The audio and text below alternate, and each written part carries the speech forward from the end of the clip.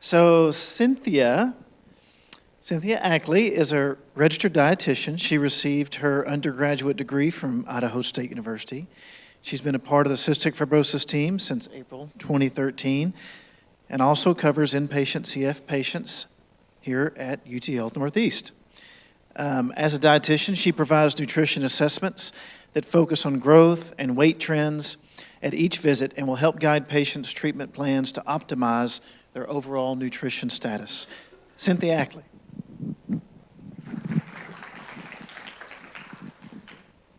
All right. So before I talk about nutrition support, we're just going to do a basic overview of nutrition. But my objectives are to describe the importance of nutrition in a cystic fibrosis patient, to identify indicators for getting a nutrition tube placed in a cystic fibrosis patient, and to explain some of the logistics about a tube feeding, whether that has to do with CF, lung transplant, and then other comorbidities. So basics of nutrition. We're going to start with the basic nutrition guidelines. So what we want to try and do at least is eat 3 solid meals a day along with 2 to 3 snacks in between. So we're looking at having, possibly 6 to 8 little meals throughout the day. We also have to take some pancreatic enzymes, and then we also have to take some vitamin supplements. And then because of cystic fibrosis, all of the meals and snacks need to be focused around high calorie, high protein, and high fat foods.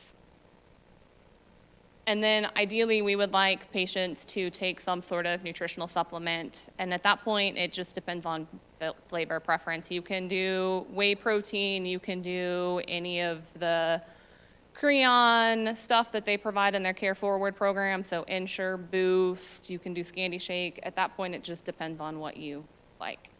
So general guidelines, and what I would help with the counseling session is to make sure that we're able to do a well-balanced diet with all of the patients.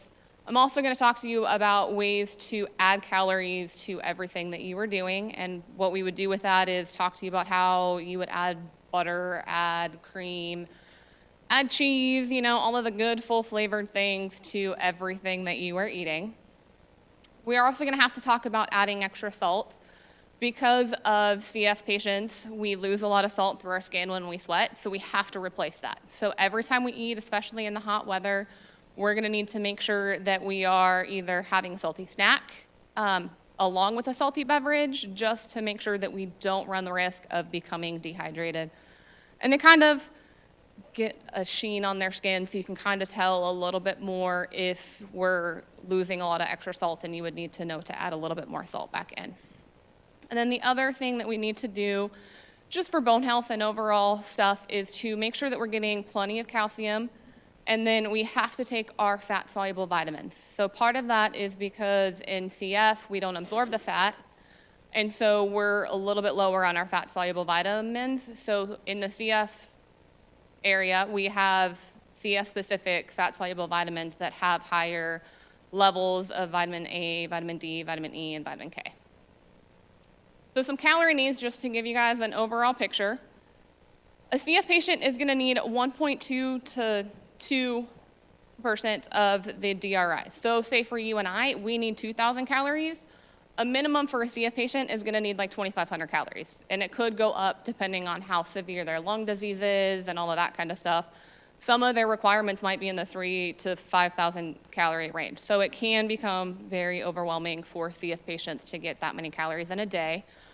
On the protein side, they're going to need 1.5 to 2 from what we would need. So they're looking at closer to 100 grams of protein a day. And then on the fluid side, because we don't want to run the risk of becoming dehydrated, we need a little bit more fluid. So we're still looking at that 2,500 plus milliliters of fluid a day.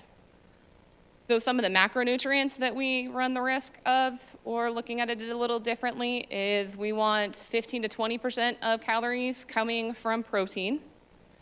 We want 35 to 40 calories of the overall 2,500 or 5,000 or whatever it is to be from fat. And then the carbohydrate amount's going to vary. If you end up developing CFRD and are diabetic, then we're going to need maybe to watch the carbohydrates a little bit more so we can regulate your blood sugar levels. So that one is more individualized based on the patient. So we'll talk about what our food is comprised of. We have carbohydrates, which are going to be starches, fruit, yogurt, sweets, and then there's some starchy vegetables.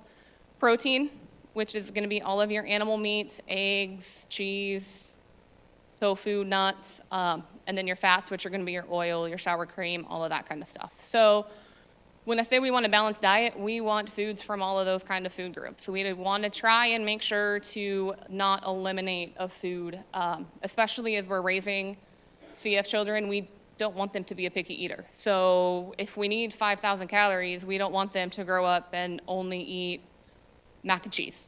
So we need to make sure that we are trying to add something from every food group as they grow. So a little bit more of a breakdown on your carbohydrates. They're going to be your starches, which are your breads, your rice, your popcorn, your pasta, your chips. Any fruit and fruit juices are a carbohydrate, and then milk and yogurt. And really what a carbohydrate is, these are the foods that are going to turn into sugar in your system, which would raise your blood sugar levels. And then protein is going to be any of your animal meats, eggs, cheese, and then you have your plant-based protein items like tofu, edamame, quinoa as well. So benefits of protein, it's going to help build and repair your muscles and your skin, your hair, pretty much every cell in your body uses protein. So we definitely want to make sure that we're getting plenty of protein. And all of the girls out there, our hair and our nails are kind of important. So we definitely want to make sure that we're at least having enough so we can, have good hair and nails. It is absorbed slower, so it can also slow down the absorption of carbohydrates. So if you do have CFRD, that if you have protein with your carbohydrate, instead of having a huge spike and drop of blood sugar, it's going to release that sugar over a longer period of time. So you would have steady blood sugar rise and drop. If I were just to have a glass of the orange juice, it's going to be absorbed into my system really quickly, so I can have a huge spike and drop of blood sugar. But if I had that orange juice with like a cheese stick, it's going to be released over maybe 20, 30 minutes instead of 5 to 10. So definitely, if you do have CFRD or, worried about your glucose levels or whatever, try having and playing with your protein whenever you have a carbohydrate food. And then the other thing is protein can kind of help make you feel hungry longer because there is food in your stomach. And you also want to make sure that protein foods help wake you up. So it's better to start your morning and have protein foods at breakfast instead of the higher carbohydrate foods like waffles. So if we talk about fats, like I said, fats are essential. And in CF, we want to watch our fat-soluble vitamins. So this just kind of talks about fat is going to add flavor. We need a little bit extra of it. And I don't know if you guys knew, but there's some calories in Spam. So when we talk about fats, there's some good fats, obviously, or there's some bad fats. So the bad fats are going to be the saturated fats, which are going to come from any animal product, which is the butters, the creams, any of the processed foods. On the processed food, it'll be labeled as a trans fat, and they have to be on the label now. And then there's some better fats that we would maybe want to try and cook with a little bit more, which are going to be your unsaturated fats. So those are going to be your olive oils, the canola oils, all of those kind of things. In CF, it doesn't really matter if we use the good or the bad fats. We just want to add the additional calories back in. So because of all of this, I just thought I'd go over what the BMI goals are according to the foundation. So infants and children, we want you to be at least at the 50th percentile for your age group. Adults, we want your females, we want your BMI to be 22 or higher, and for males, we want the BMI to be 23 or higher. So when we come in and talk to you in the clinic, those are the kind of guidelines that we're looking at to try and get you to add a couple more pounds so that we can get at that 22 or 23 range on the adult side. The reason for the BMI requirement is because a higher BMI is linked to better lung function. So if we can, have a better lung function, that can also delay the process of having poor lungs and then maybe needing to go for a lung transplant. The other thing that's really important is making sure that you take your pancreatic enzymes.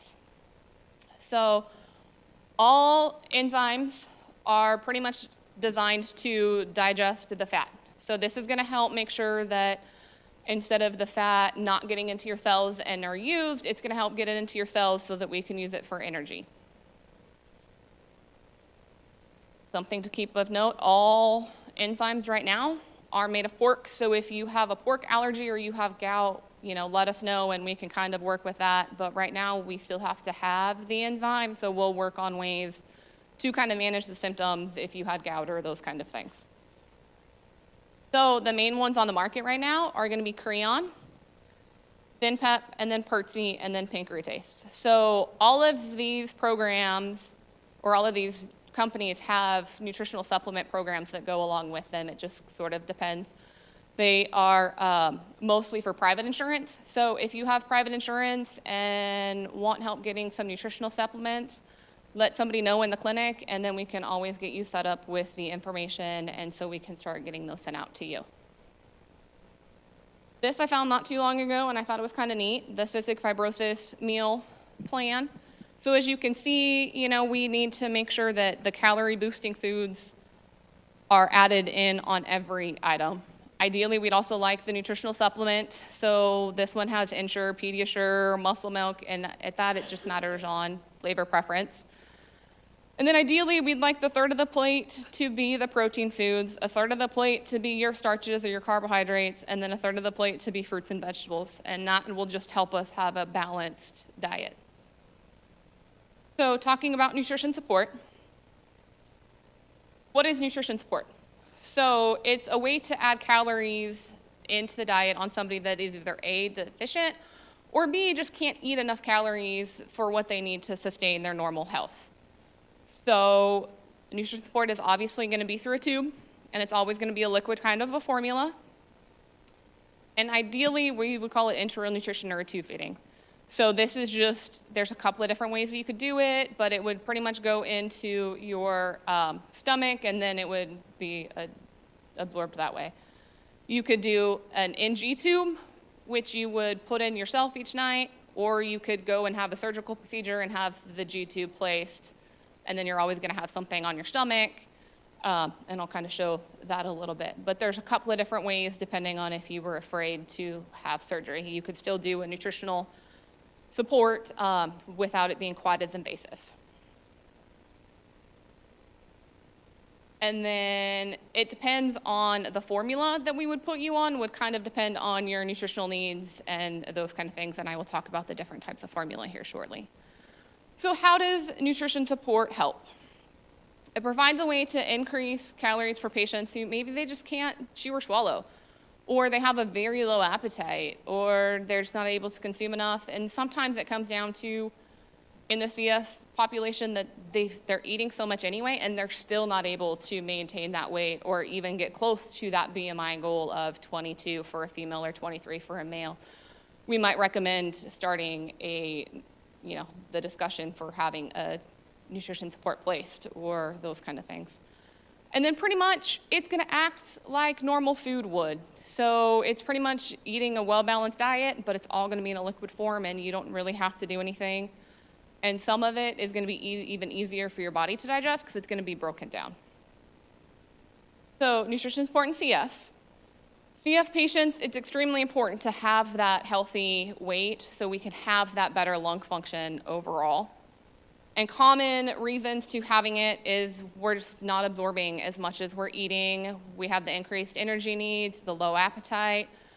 The failure to thrive is we're just really not hanging out anywhere in children above or that 50 percentile mark.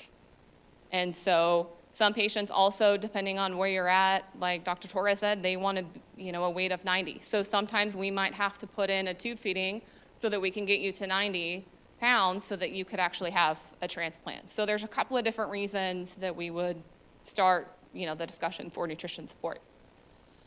And then usually it's the PEG tube, like I said, just because that's a little bit easier for a lot of people. So this is what a PEG tube would look like. It's a surgical procedure. It's inserted into your stomach. It goes through your tummy, and then when you first get it, the catheter in the blue part is going to be sticking out And then after that, the incision part heals, we can do a Mickey button, and that's just a little tiny thing that you can hardly notice when you wear clothes and stuff. So with that, there's a couple of different ways that you could administer your tube feeding.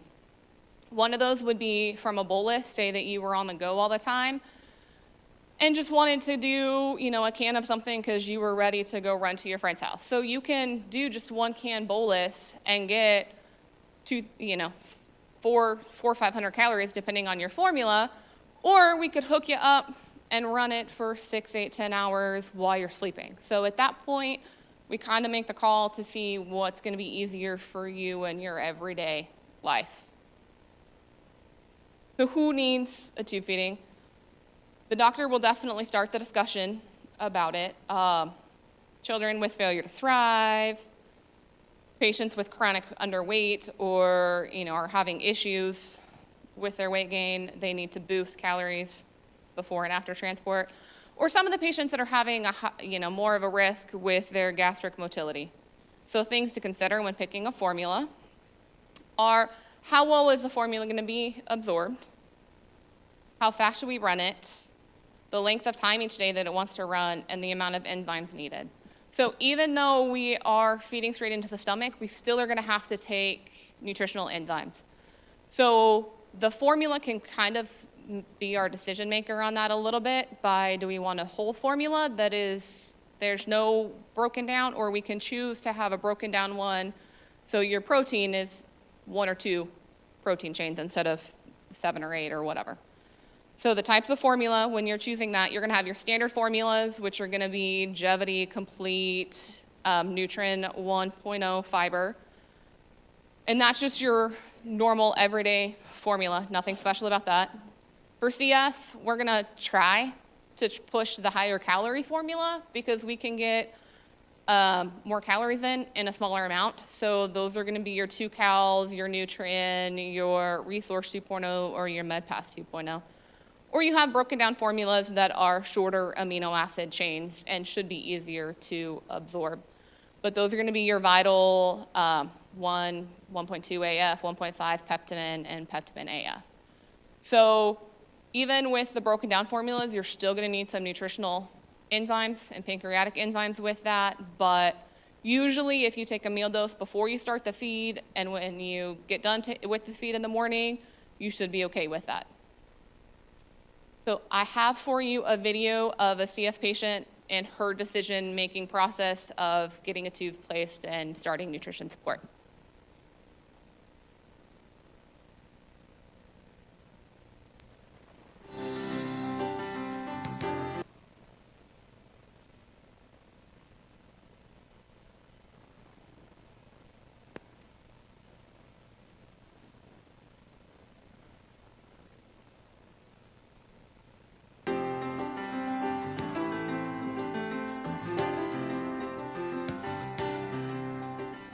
Grew up in a Mexican household. My parents really did not know anything about CF. It doesn't run in our family. I mean, there's nobody before me who has it. So this was very, very new to them. Grew up in a lot of Mexican food. So a lot of greasy stuff, which meant a lot of stomach ache sometimes. The symptoms I had that I noticed was coughing a lot. I did take a few pills, but I didn't connect the two, that I was sick. I just thought everybody went to the hospital every 3 months, no big deal. You just lose appetite, you lose cravings, you lose your hunger. And when I felt really, really good, I could eat. But when I start feeling sick, the food made me sick. For any of us, if we do not have an appetite for something, it doesn't particularly look good to us or taste good to us. And so when you have a very high calorie requirement and you may be trying to eat 500 or 1,000 or 2,000 calories more than you have an appetite for, it becomes a real burden for people. I didn't struggle so much in eating. I think it was just gaining weight. I think I always had an appetite. I think it was more in junior high where things were really tiring, and I became aware that I needed to eat more. I think I was about 11 or 12. I did countless calorie counts. And I think one time the nutritionist told me I was eating like 5,000 calories a day. So I was like, yikes. My size was very small. It was probably like 13 or 14, then I actually like, wow, I am really skinny. I looked really sick. Some people thought I was anorexic. Veronica was a very ill teenager with cystic fibrosis. When I first met her, she was extremely underweight and she had very poor lung function. Veronica, as a teenager, was very thin and had gotten to a point where she said, I just cannot eat anymore, even though her family thought, oh, we'll do this on our own and, eat our way through it. And she just knew she couldn't eat anymore. The first time I learned about tube feeding, I think I was 13 maybe. They actually introduced the NG tube, the one that goes through your nose. I tried it. I think the biggest mistake we did was we did it after dinner. So that was not a good thing. And then we actually tried it again later at night when I was completely empty. I did not like it. It was bothering my throat a lot. I hated coughing with it. I hated swallowing it because you could feel it. She tried nasogastric tube feedings during some hospitalizations and did not tolerate them. So although it took her a little while, she did make the decision to have a gastrostomy tube put in. The G-tube became an option when I was 14. It was during a hospitalization. I either had a choice between trying the NG again or having the G-tube placed, which was obviously involving surgery. I asked a lot of questions. I also saw a few kids having them. I was willing to try the NG one more time, and it didn't work. So I went with the G-tube instead. My mom was all for it. My dad was a little like, I don't know if you should get it because of surgery, and his thing was, you just need to eat more. And I'm like, I can't do it anymore. It was my first time ever having surgery. So I was afraid of like feeling things or, like you didn't give me, you didn't knock me out enough. But it was so quick. G-tube changed things a lot. My life became more of a routine. I was more in charge of it, not my mom, because it was mine. I had decided to get it. Plus, I needed to learn how to do it. When I first got my G-tube, I ended up I gained weight like slowly. I think I gained like 20 pounds in like 3 months. My hunger actually came back. I was actually able to like crave and have an appetite for food again. And it hasn't gone away. My confidence after the G-tube went up a lot, I think. I looked healthier. I think others saw that too. It was actually very flattering. Clothes fit me better. My sister graduated from high school. And I remember we developed the pictures. And I remember looking at myself and I'm like, that doesn't look like me. It didn't look like really skinny or pale or malnourished or... It looked good. My health after the G-tube, I still got sick a little bit. I think the weight kind of just, and the energy that I got from the G-tube just carried me throughout high school. And I think after I got out of high school, things just got better. More of the weight came on after I graduated. More steady, and my health became more in control. Like I was able to control it much better. There is no doubt in my mind that Veronica would not have survived to be the age she is now had she not started enteral feeding. Looking at her as a teenager and now as an adult, I'm quite convinced that that's the case. She's been able to stabilize her lung function and been able to maintain her weight now on her own. And in fact, just uses tube feeding on an occasional basis. However, she doesn't currently plan to get rid of the G-tube just because she feels like, if I were to get sick or if, something were to happen, I just can't eat my way back to this weight. I like having the G-tube for the security I know it provides. I did my G-tube 5 nights out of the week. I used 4 cans of supplement, and I think it was 5 years or 6 years I was doing that, and then it became like less, like 4 nights, and eventually 4 cans was just too much. So I back to 3, And now it's just 2 cans twice a week, just to, get a few extra vitamins and minerals and things that I might be missing out. The G2 does not give me any restrictions. I go swimming. I still wear, 1 pieces, 2 pieces, just depends on the mood I'm in. Doesn't stop me. I do lay occasionally on my stomach. If I'm doing my feedings, I don't lay on my stomach. The advice I would give somebody is just to consider it, learn more about it, maybe ask a few patients who have it. Not to rule it out, it would be an added bonus to get a few extra calories, since we tend to burn off calories much quicker if we're having trouble breathing.